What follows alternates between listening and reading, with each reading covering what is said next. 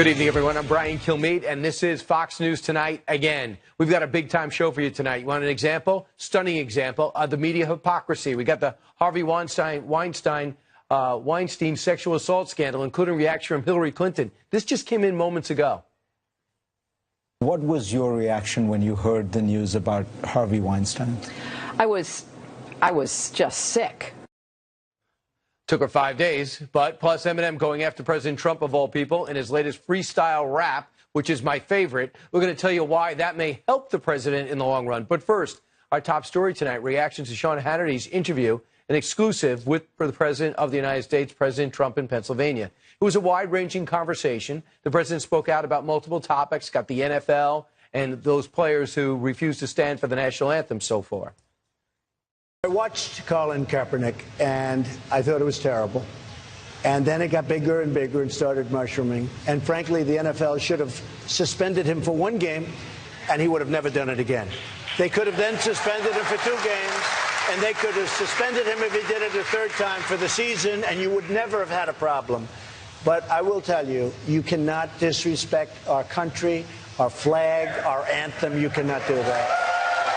Well, so the president, we'll talk about that in a second. The president also had some choice words for the media. Media is bad. They're really dishonest people. These are very, very dishonest people in many cases, and not all. Look, I know some reporters, I know some journalists that are phenomenal people and very straight, very honest, but there's such dishonesty. I mean, you know, it's interesting. If I was just watching television, you don't know whether or not, because, you know, you're just watching a report. But when you're the one being written about, you know if it's good or bad, and it's always, they try and make it negative. So the media has turned, I call it fake media. It's fake. It's so much fake news. He had 2 stories in particular he was upset about. NBC stories, one that says he wanted to increase our nuclear arsenal by 20%. The other was yesterday when he said the rumor was he wants to fire General Kelly as the chief of staff. He said both stories are 100% not true. Joining us right now with his reaction to the interview as well as this is Adriana Cohen of the Boston Herald. She's a columnist there. And in Washington, our good friend Fox News contributor Richard Fowler. First, Adriana, to you. The president really ticked off about these 2 NBC stories, but he's still harping on the fake media. Is that the right way to go? I think so. It's about time we had a president, a real true leader like President Trump, call the media out for what it is.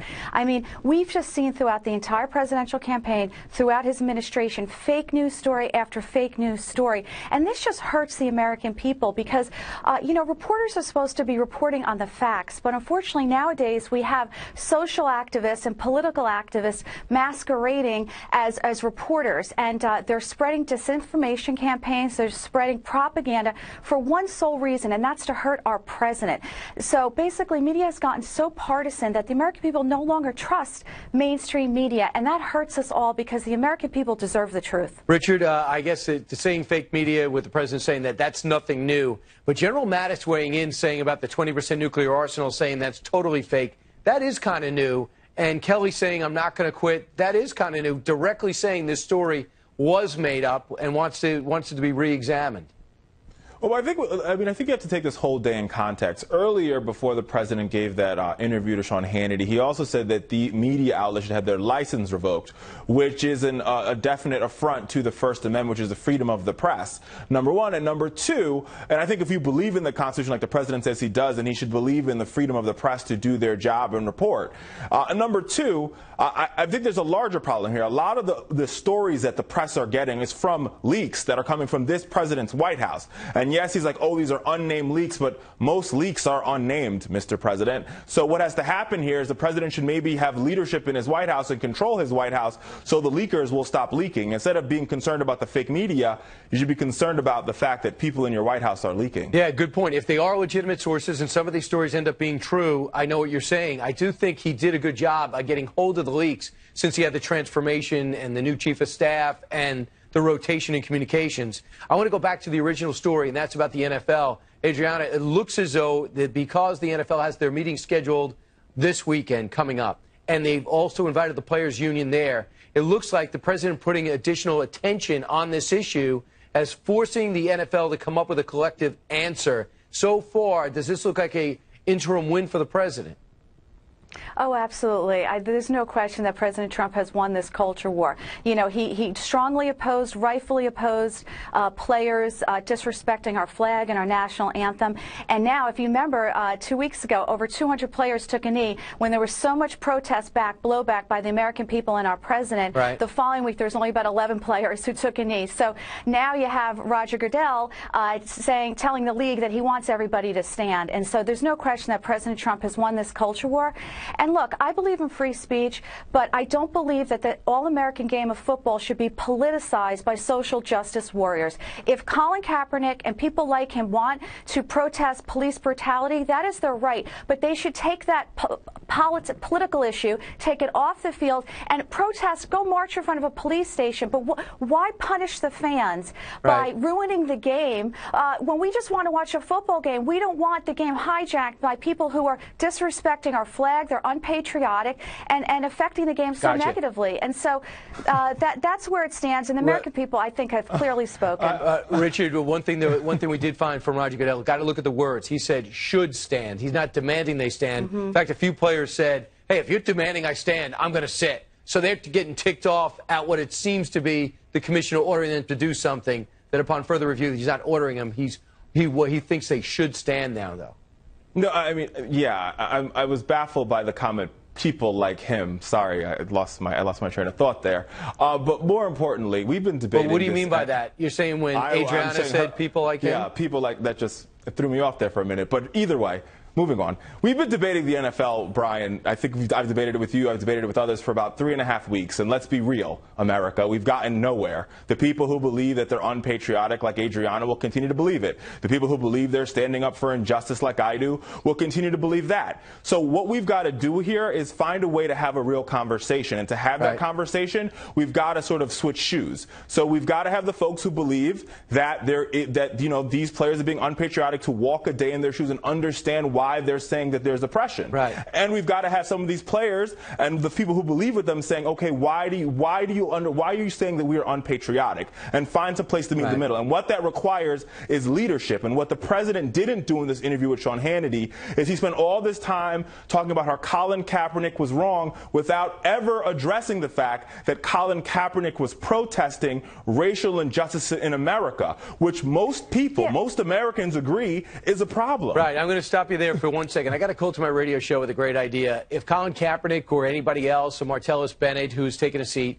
if they, on their Tuesdays, on their day off, found their way to the police station to say, listen, I want to start talking to local law enforcement, and I want to start working towards this. These are our concerns. And guess what? We would follow. The cameras would follow. There'll be a joint presser. The players after. are doing that. Right? The players that kneeled in Miami went to the Miami Police Department. The players that are in Seattle did the same thing. So the players are trying to have these conversations. LeBron James are trying to have these conversations with police departments. But once again, they're being stonewalled by the police union, and they're being stonewalled by individuals like this president and some of his allies. They're not being wait a minute, let me finish my point. Let me finish my point. They're being stoned by all this. They're saying, oh, they're being unpatriotic. They're attacking our vets. A lot of these players, their parents are veterans. And what they're saying is this is not about the vets. I am protesting racial injustice and bigotry and biases in police departments and school systems and city halls all by the way, across the police also have a vote in that, and they don't believe that they're bigoted and biased towards. The video of Eric Garner says differently. So do you have any arrests and police interactions? Do you know how many interactions the police have on a daily basis when somebody from yells giving 12 direction? times, I can't breathe, and he's choked to death. You're focusing on one issue, and that is not what Colin Kaepernick takes a seat. 200 other players take a seat, and now all of a sudden it's got it all blurred. I want to move on to another topic. Immigration was something else the president brought up with Sean Hannity, and here's what he talked about with DACA and where we go from here. If we're going to do something, we have to get something in return. And what I want is tremendous border regulation. I want the wall, and we're going to get other things. And we're going to see if we can work something out. Now, whether or not we do, I don't know. But it would be wonderful to solve the DACA problem. Adriana, and he wants to build on that, his Chuck and Nancy meeting, the 71 points. Do you see something coming out of this? Because you got 6 months. Absolutely. Absolutely. I think President Trump we know he has great negotiating skills, and immigration is where he'll put them into play. I suspect what he's going to do is he's going to get Pelosi and Schumer, the Democrats, to approve funding the wall, building the wall, and in exchange, perhaps he will allow the Dreamers to stay. That's where I think the negotiation is going to head. You know, he campaigned on fixing immigration. He has to do that. He has to build the wall. I don't think he could blanket in effect amnesty for 12 million people, but he can perhaps allow the children to stay. You know, the Dreamers. But he's got much more. He's got 71 points. He's not going to get the whole wall. He definitely wants more judges. He wants more law enforcement, Border Patrol. And I think the fact that, Richard, that he went and talked to law enforcement instead of politicians about what they need, I think it's a good start.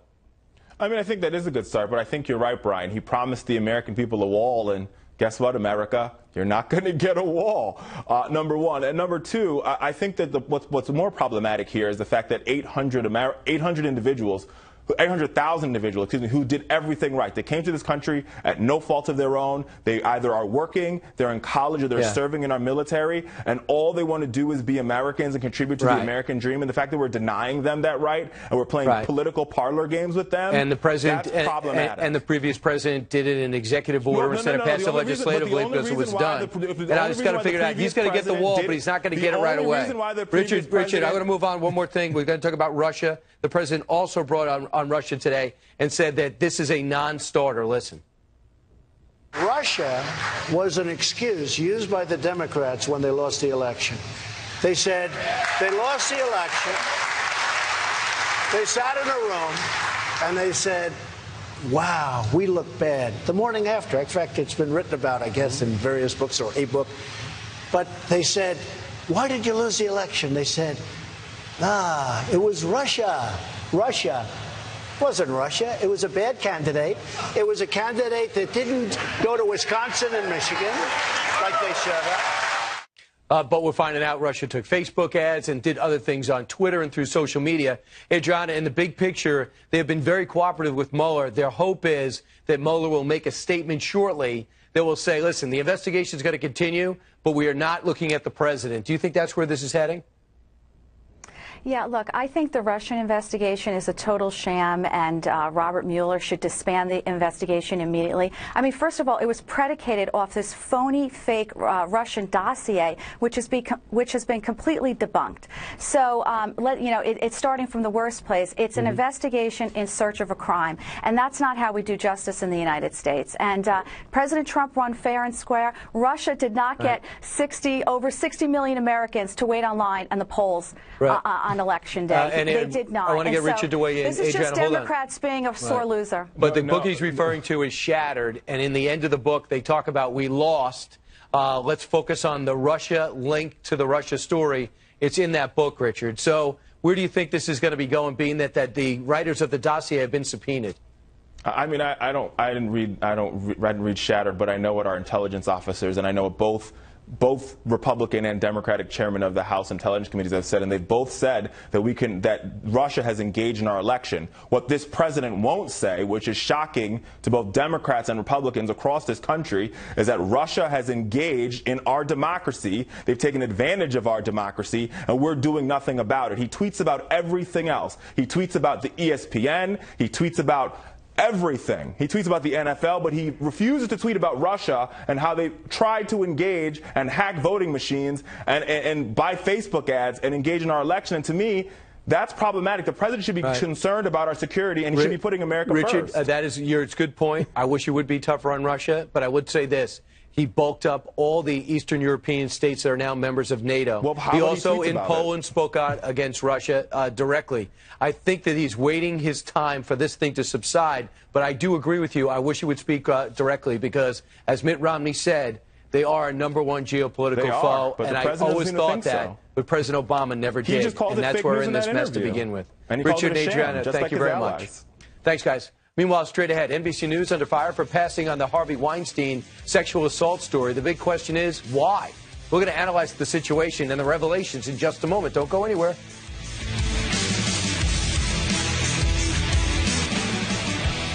All right, unless you're really living under a rock, you probably have heard that the New York Times and New Yorker magazine have published explosive reports over Harvey Weinstein and his private practices and his problems with multiple women. They allege the infamous movie producer, who has gotten, get this, 75 Oscars, sexually harassed them, and worse, there's been settlements involved. The report that was written up in the New Yorker also happens to work for NBC News. I'm talking about the same reporter that broke the story gave it to NBC first. So why did the Peacock Network right across the street turn down publishing such a major story? Let's bring in Trace Gallagher, who's in Los Angeles, to talk about this mammoth event that is really rocking Hollywood. Trace.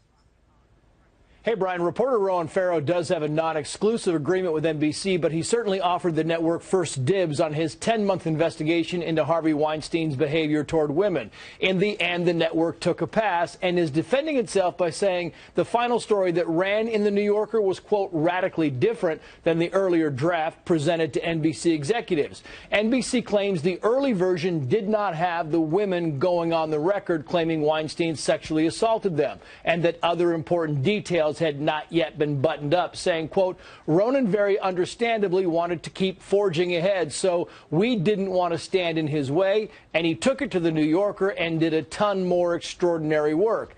NBC also claims it allowed Ronan Farrow to peddle the story to print outlets with the understanding that if it got published, he would come back to NBC and talk about it on the air. But on MSNBC, speaking with Rachel Maddow, Ronan Farrow very clearly contradicted the executives at NBC. Watch.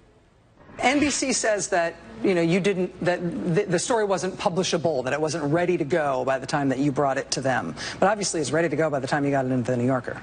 I walked into the door at the New Yorker with an explosively reportable piece that should have been public earlier, and immediately, obviously, the New Yorker recognized that, and it is not accurate to say that it was not reportable. In fact, there were multiple determinations that it was reportable at NBC.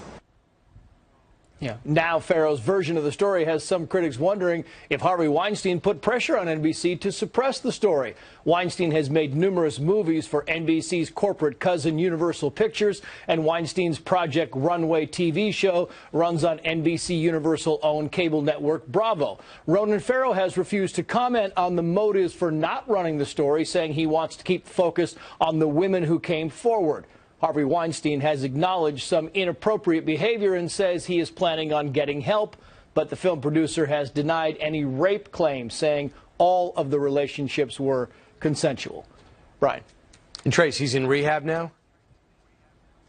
He's in rehab. We hear he's in Arizona at a rehab center, close to a rehab center. It's unclear if he's going to this specific rehab center. And we'll see what type of legal trouble he's going to be tangled up with. Trace Gallagher, thanks so much. All right, Harvey Weinstein was also a big-time donor to the Democratic Party, especially Hillary Clinton and the Clinton Foundation. Ms. Clinton was asked about Mr. Weinstein just moments ago. Watch. What was your reaction when you heard the news about Harvey Weinstein? I was just sick. Do you think it was tolerated because he was powerful? I mean, I don't know. A lot of people say people knew. Well, I certainly didn't, and I don't know who did, but I can only speak for myself, and I think speak for many others who knew him primarily through politics. Senator Blumenthal says that people should give back the money that he donated to them. He donated money to you directly and indirectly. Would you give the money back? Well, there's no one to give it back to. What other people are saying, what my former colleagues are saying, is they're going to donate it to charity. And of course I will do that. I give 10% of my income to charity every year. This will be part of that. There's no doubt about it. There's a lot of people to give the money to. I think, you know, that like the money that was given to you, you give it to other people. Joining us right now is Joe Concha, columnist for The Hill. Joe, a lot to discuss. First off, on the Harvey Weinstein, how was this quiet for all these years? And how would NBC not publish a story with 8 accusers on camera? There were these elements ready to go. It could be quiet because the New York Times walked away from the story in 2004, allegedly, according to a writer. 13 years ago. 13 years ago. And think of all the victims that may have avoided Harvey Weinstein, alleged victims, if they went ahead with that story then. There's just so much to unpack here. You have the president of NBC News, Noah Oppenheim, who says that Ronan Farrow walked into his office, and obviously other important people there, and didn't have the NYPD audio tape of Weinstein basically confessing that he had groped a woman before, an Italian model. He also didn't have 8 interviews on video. You're supposed to believe that. But meanwhile, this week, there have been 3 stories about the Trump administration based solely on unnamed sources that have all been denied by the Trump administration, whether that be the Tillerson story and him resigning, and at last check, he's still Secretary of State, whether that be about General Kelly and him resigning as being fired. Yeah, fired as chief of staff. And then, or the president trying to increase his nuclear arsenal by 20%. Right. And General Mattis, the Secretary of Defense, is probably one of the most credible people in Washington, and he calls it absolutely false. So NBC News has no problem going ahead with stories like that. But with Ronan Farrow, well, we have to have all this concrete proof, and it's hard to believe that Farrow didn't have it at that time. So evidently Noah Oppenheim, who's president of the News, is also a screenwriter and has told people in the past he wants to go back to Los Angeles and eventually go back to his writing. He does have a movie out. He did have a movie out called Jackie, the story of Jackie O. And people say, well, wait a second. If you go after the most powerful person in Hollywood, how are you eventually going to be a screenwriter back in Hollywood? Do you think that had anything to do with this, or it's a worthy avenue to pursue? That's not for me to answer. That's for Noah Oppenheim to answer. I don't want to read about internal memos like what came out today. He should go to a neutral publication, one that doesn't compete with NBC, and answer some questions about this, because there are many questions around this, Brian. And by the way, Hillary Clinton, you played that clip before. It only took her a couple of hours after the Las Vegas shooting to weigh in with an opinion talking about silencers and the NRA. It took her over 120 hours to denounce Harvey Weinstein. And this is the same woman who said that women betrayed their own gender by not voting for her. I think we're kind of seeing who Hillary Clinton is made of now. You know, either she's the most naive person around, because we know in the 90s she did not know some of the antics the President Clinton was up to. We know that she does very unfamiliar about Benghazi and a lot of the things there. We watched those hours of testimony. We also had no idea it was such a big deal about the private server, the same body language, the same don't blame me attitude. Again, you get that again. And she was asked directly, you're going to give that money away? It's not mine to give away. Yeah, it is. You could simply say it was $1.4 million or whatever the total is, maybe even greater than that, and I'm going to give it back because I'm horrified by it. Well, there I'm you embarrassed go. by it. And by the way, last week, the NBC Nightly News didn't cover this story when it broke at 11 a.m. in the New York Times on Thursday.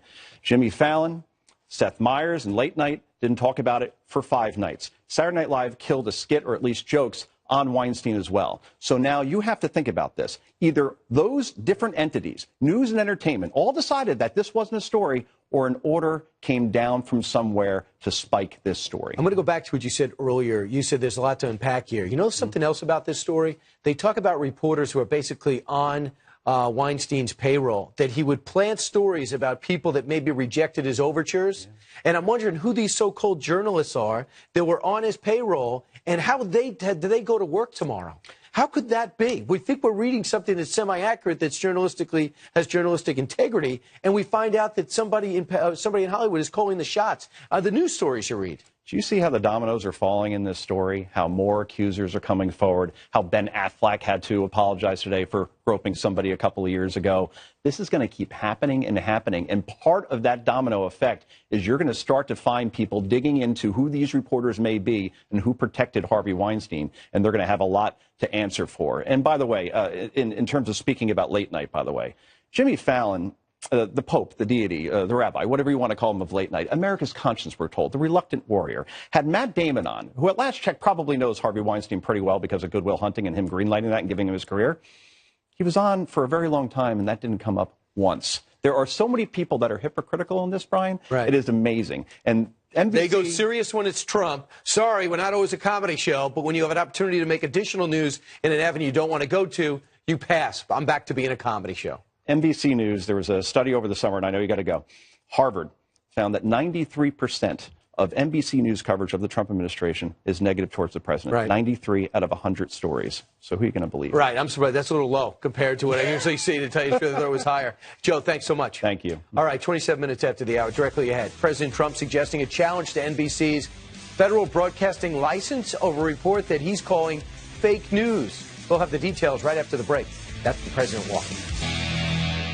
Welcome back. Glad you're up. NBC News today was out with an explosive report saying President Trump over the summer told top national security officials that he wanted a 10-fold increase in America's nuclear arsenal. Well, President Trump says, I never said that. No, I never discussed increasing it. I want it in perfect shape. That was just fake news by NBC, which gives a lot of fake news lately. No, I never discussed. I think somebody said I want 10 times the nuclear weapons that we have right now. Right now we have so many nuclear weapons. I want them in perfect condition, perfect shape. That's the only thing I've ever discussed.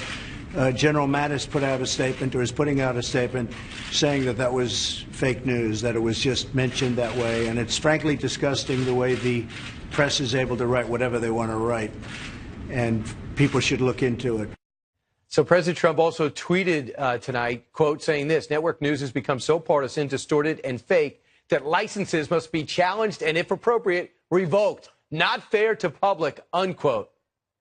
Joining us, by the way, General Mattis came out and said that's not true either, just like the president said he would. Joining us right now with reaction in Washington is Charlie Hurt. He's the opinion editor for the Washington Times. A lot of people in other channels are saying, what is the president doing? He's trying to do what the Turkish leader's doing and suppress the media. Do you see it differently, Charlie?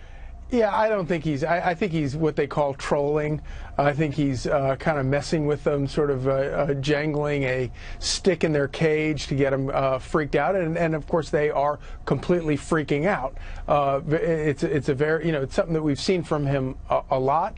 But I think that he also has a very good point. I mean, what we see from from places like NBC, other places, these stories that are completely refuted by all kinds of people inside the administration, people that have impeccable reputations, completely refuted, and they just go with it because it's an anti-Trump thing. And it seems like I feel like I've seen in the past year, 2 years, around here in Washington, if it's an anti-Trump story, there's no vetting required. They'll just run with it, and this is another example of that. So you know what's interesting? There's two major stories on the world stage. You got the Iran decertification and North Korea. What do we do?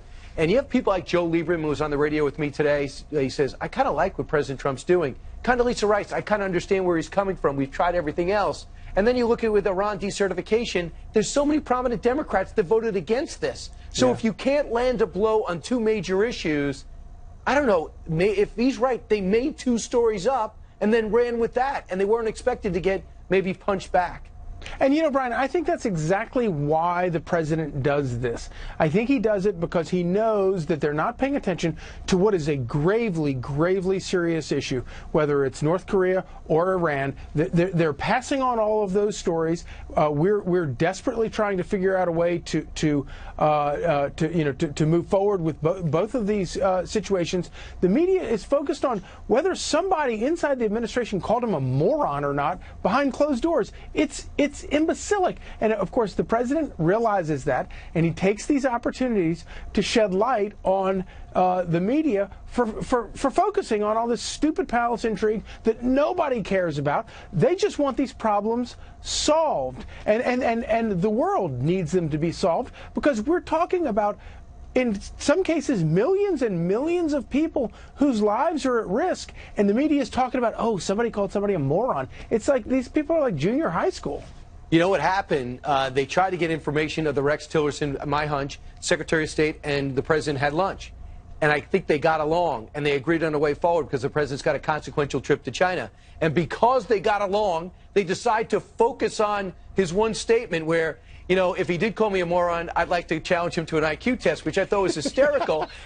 So I flipped the channels, and they're taking him literally. Does the president really think he's got a higher IQ than Rex Tillerson? Yeah. And I even asked Heather Nauert about Rex Tillerson's IQ. It's unbelievable what's going on right now. It's a key, one of the earliest symptoms of Donald Trump derangement syndrome is that you lose your sense of humor. And these people in Washington have all lost their sense of humor. And Donald Trump can say the funniest thing, and all of America is like knee-slapping, bent over laughing, and all the media is like, oh, it's so astonishing. He said something about an IQ test, and they're freaking out. And I think that helps. I really do think that those, inside politics, people view that as a distraction. It's a distraction from his message. Maybe so, but I think he uses that to his advantage in kind of brilliant ways. Charlie, I've really enjoyed our time together. Have you?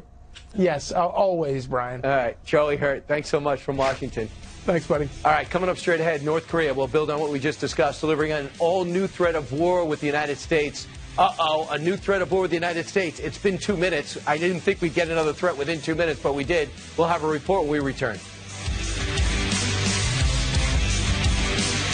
Tensions have been escalating between the United States and North Korea all year long. And just today, North Korea's foreign minister is saying that President Trump has, quote, lit the wick of war with his provocative statements aimed at the Hermit Kingdom. We added the word Hermit Kingdom. They don't really like to be referred to themselves like that. That doesn't really sound good. In fact, it sounds somewhat confrontational. President Trump sounded off about the North Korea standoff with Sean Hannity a short time ago. This should have been handled 25 years ago. It should have been handled 20 years ago and 10 years ago and 5 years ago. It should have been handled by numerous, not just Obama, but certainly President Obama should have taken care of it. Now it's at a point where it's very, very far advanced. Something has to be done. We can't allow this to happen. We just sent supersonic bombers over the Korean Peninsula yesterday in a show of force. Joining us right now for reaction is Rebecca Heinrichs, a senior fellow at the Hudson Institute. Are we at a point with which we've never been before, Rebecca? I think we are. You know, the North Korean regime, of course, is issuing another threat against the United States and saying that, you know, that President Trump is threatening war against North Korea. But remember, the North Koreans also called that Seth Rogen film an act of war. So you got to kind of take some things into context here. But yeah, things are heating up. The rhetoric, of course, is going back and forth between the two countries. But over the past several decades, we've seen the North Koreans continue to improve their ballistic missile capabilities, their nuclear capabilities. Every time they have a missile failure, they learn from that failure. They adapt the technology. And so we've sort of watched this like a train coming. And no administration's been able to stop it. So now you have the Trump administration that's really trying to exhaust all diplomatic options, have a credible threat of military force against the North Koreans to finally and ultimately get Kim Jong-un to understand we're serious, we're not bluffing, we're not going to let them maintain a capability that can threaten the United States with a nuclear missile. Right, and when the people surrounding you are people are men of war that don't want it, like McMaster and Mattis, but know what it takes to execute it and be successful, I think people feel relatively secure. Among them, one of the people that sometimes is a President Trump critic, Senator Lindsey Graham. He says, we were tired of being duped into the talks and thinking that this is going to be the moment because they dissipate as soon as they end. And next thing you know, we come back to talk to them, only they're stronger than ever. Amongst the people in President Trump's corner is Japan. Now, do you believe South Korea also believes the president's on the right path? I think so. Yeah, I mean, the South Koreans, they tend to, the leadership there tends to want to take a softer approach because, again, they're so close to the North Koreans. They're basically, they've been held hostage by the missiles that can already reach them. And so it makes them obviously, understandably, incredibly uncomfortable. But they do understand that the American president isn't going to allow the South Koreans to be endangered without overwhelming response, you know, retaliatory response against the North Koreans. The best thing that the American president can do, the best thing Donald Trump can do is make sure our South Koreans are confident in that he's serious and that the Japanese are confident that he's serious. That's one of the best things that we can do to make sure that Kim Jong-un knows that we're serious. Again, what President Trump has to do at this point is incredibly difficult. He has to convince Kim Jong-un that he is not bluffing, unlike the previous presidents were. So it's a tall order, but that's why you're seeing this rhetoric. That's why you're seeing these very forceful shows of force with the bombers flying above the DMZ so far. So all of this is to convince, it's a psychological game to convince Kim Jong-un. Real quick, how important and symbolic would it be for the president to go from Japan to from China to South Korea and take that trip to the demilitarized zone? Have those shots of him and his binoculars looking over and understanding firsthand and also sending a message to North Korea, I'm serious. What do you think that would mean to this entire crisis? Well, I mean, I think that if the president were to visit, you know, just having him there in South Korea would be an incredibly reassuring symbol to the South Koreans there.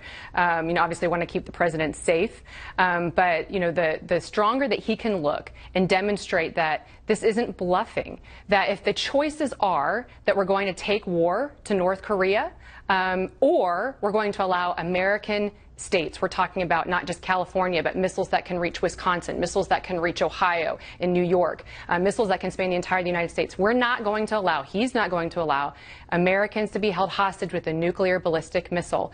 And so if the choices are that or war with the North Koreans, we're going to go ahead and choose the latter. And just so how lethal the Hermit Kingdom is, they've reportedly hacked in and stole the U.S.-South Korean war plans.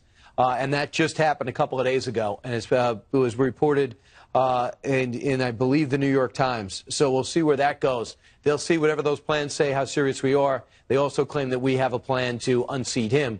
I hope we do, but at least now he has it. We'll see, Rebecca. He's more formidable than most people thought. Rebecca Heinrichs, thanks so much. Thanks, Brian.